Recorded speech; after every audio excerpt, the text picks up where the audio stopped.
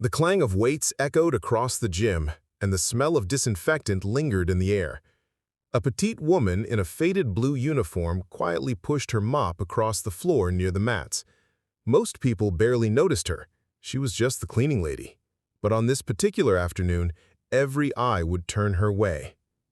"Hey guys, check this out," Marco, the gym's star fighter, said with a grin. His black belt hung proudly from his waist, the embroidery on it shimmering under the lights. "I'm gonna prank the cleaning lady. Let's see if she can handle a black belt." A couple of trainees chuckled nervously. Marco was known for his cocky attitude and a mean streak. His confidence was legendary, sometimes arrogant, and people both admired and feared him. The woman, Maria, continued mopping, her posture humble, her head slightly bowed. At first glance, she looked fragile, with strands of gray running through her dark hair. Marco walked over to her, barefoot on the mat, towering above her. "Hey, Senora," he said loudly, making sure everyone heard. "You think you could take me down? Huh? One round, right here." Laughter erupted in the gym. Someone muttered, "Come on, Marco, leave her alone." Another whispered, "This is messed up." But no one intervened. Maria paused. Her hands tightened slightly on the mop handle, but her face remained calm.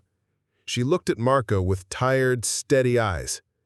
"Señor," she said softly, her accent thick, "I only clean here. I am not fighter." "Exactly," Marco smirked, spreading his arms to the audience. "That's the joke. Don't worry, I'll go easy on you." He dropped into a fighting stance, bouncing lightly on his feet. The crowd circled around, phones coming out, eager to record. The prank was underway. Maria sighed.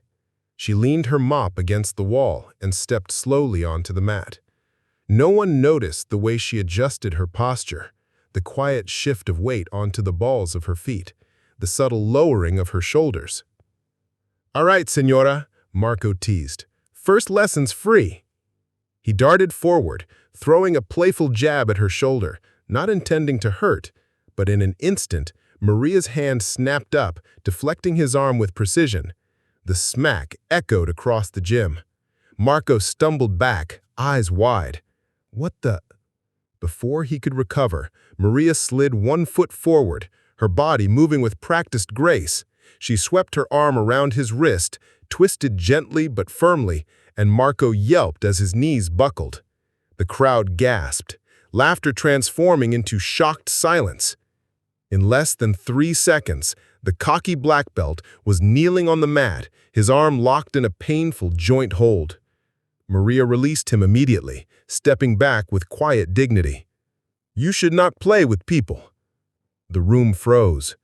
For the first time, Marco didn't have a witty comeback. His face flushed crimson as he scrambled to his feet. Okay, he stammered, trying to mask his embarrassment with a laugh. "Beginner's luck. Let's go again." He lunged faster this time, aiming a low kick. Maria sidestepped smoothly, her movements almost effortless, and tapped his ankle with her foot. Marco's momentum carried him forward, straight onto the mat with a loud thud. Phones shook as everyone tried to capture what they were seeing. "Holy crap," someone whispered. Marco rolled onto his back, staring up at Maria. Her expression hadn't changed. No smugness, no gloating, just calm, focused eyes. "You fight for ego. That is why you cannot see." The words stung worse than the fall. Marco pushed himself up again, sweat dripping down his face. He clenched his fists, now taking her seriously. The prank had flipped into something else, something raw. This time, he attacked with a flurry of punches, each one sharp, precise. The crowd held its breath, but Maria's body flowed like water, parrying, slipping, weaving. Every movement was controlled, efficient, almost beautiful. Then, with a subtle pivot, she caught Marco's arm and guided his force against him. In a blink, he was flat on his stomach, pinned with one knee on his back and his wrist bent harmlessly but immovable. A hush fell. The cocky black belt, the undefeated star of the gym, was immobilized by the cleaning lady. Maria looked around the stunned circle of faces. For the first time, a faint smile tugged at her lips. "Enough," she said gently, letting Marco go. He rolled over, panting, disbelief written all over him. The silence stretched until one of the younger trainees burst out laughing, half shock, half exhilaration. Soon the room erupted into cheers, claps, and shouts. "Did you see that? She destroyed him! Yo, who is she?" Marco sat on the mat, face red, pride shattered. He avoided everyone's eyes. Maria quietly picked up her mop. "I come here to work," she said, almost apologetic, "not to fight." But the trainees crowded around her, their voices buzzing. "Where did you learn that? Are you a black belt too? Can you teach us?" She shook her head.